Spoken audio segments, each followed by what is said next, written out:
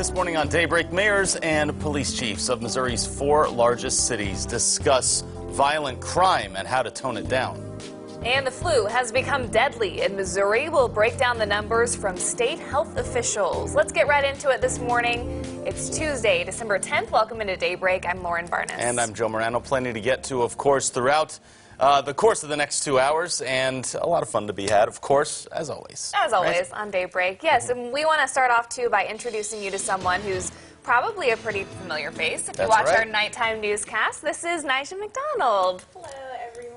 How are you feeling, Nyjah? Doing well? I'm actually doing well. I think my cat was kind of wondering why I was up this morning. He started doing acrobats at 2 a.m. Yes. That was a little different for me. That's going to happen. So Nyjah's going to be joining our team here in the mornings, and we're going to be just getting reports from her out in the field, here in the studio, and joining us for all the fun stuff that we like to do. How much coffee have you chugged so far? This is because you're usually doing the evening shows on the other side of the day. Yes.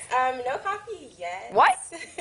She'll get used to it. Okay, Nyjah, well, we are looking forward to getting to know you on the morning show. Yeah, it sounds good. It'll be great to have you, and then, of course, for these early mornings, you got to deal with the cold some days, and that is definitely happening today, right, Elisa? Yes. Yeah, it kind of hurts out there this morning, and what a change from yesterday, right? Our cold air is settling in behind the front, where we've got these temperatures in the 20s this morning. It is very, very cold. 22 degrees in Springfield right now on north and northwest winds at 5 miles per hour. We've got some mostly cloudy skies out there. Could have a couple of flurries in north central Arkansas, just on the outside of our counties here.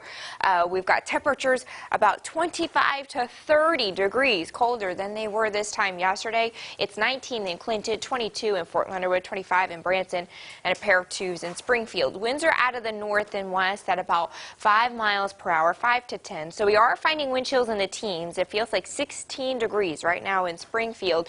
So it is cold. Make sure you have a hat and gloves and a scarf. You'll need to bundle up the kiddos at the bus stop. Dry roads through the day. We'll clear out the skies. We'll have some more sunshine coming in late, and again, things will stay pretty cold despite sunshine returning by dismissal.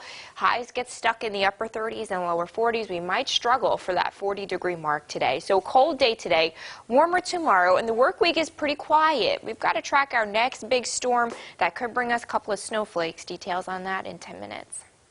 Here's a story with your right to know this morning. The mayors and police chiefs of Missouri's 4 largest cities recently met with Governor Mike Parson to talk about the issues and solutions to take down and curb violent crime.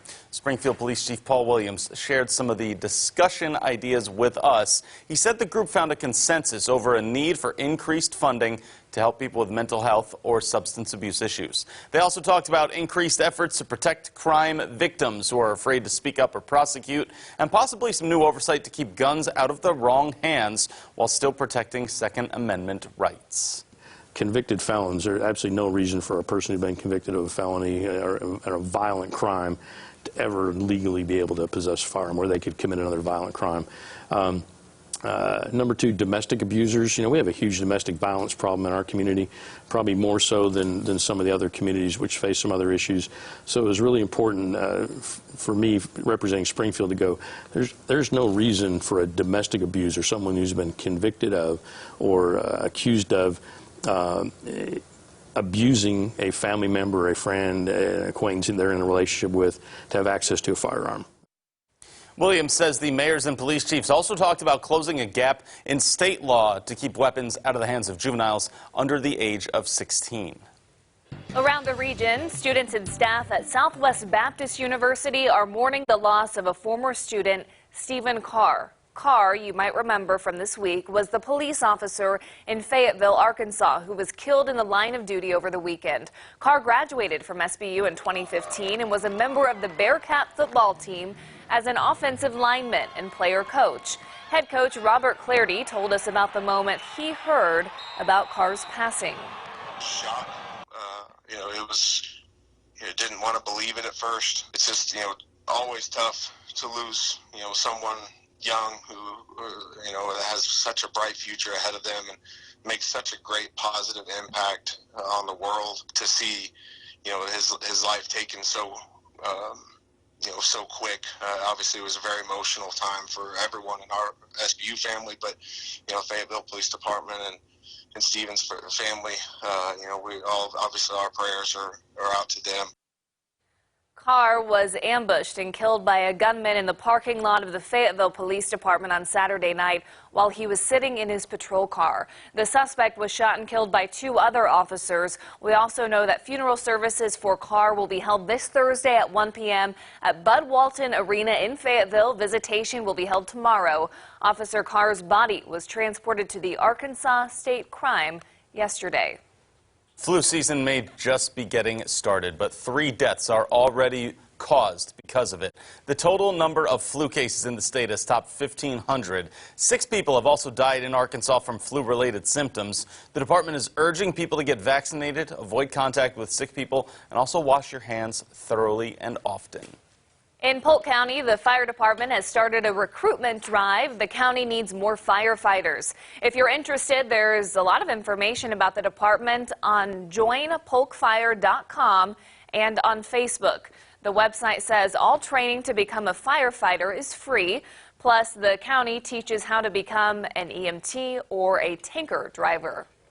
Libraries across Greene County have opened up for a holiday store for kids. It's all this weekend. Children bought gifts priced from 25 cents to $10. It's a way they can get something for their families this Christmas. The stores have things like ornaments, mugs, toys, and clothing. They'll be open through this Sunday. We've got times and locations for you. Those details, of course, listed over on ozarksfirst.com. For some soldiers in training stationed at Fort Leonard Wood, getting home to family for Christmas is not possible. That's why Springfield Mayor Ken McClure welcomes hundreds of soldiers from the base to town on December 23rd. Local businesses help to create the Home for the Holidays event for the trainees. The event will include a welcome home rally, and participants will also be treated to entertainment around town as well as a Taste of Springfield dinner buffet. Command Sergeant Major James Breckenridge, who says the event will mean so much to the men and women. When they learn what the city of Springfield is doing for them on their day, they're going to be blown away. That's what the hope is. The cost of the trip is covered. That includes transportation. All right, we're just getting started for you this morning on Daybreak. Still ahead, Pacific Gas and Electric settles for billions with wildfire victims. And stock markets reacted to that. It's in your Money Watch next. From Color 10 Ozarks First, Lauren Barnes, Joe Morano, and weather with meteorologist Elisa Raffa.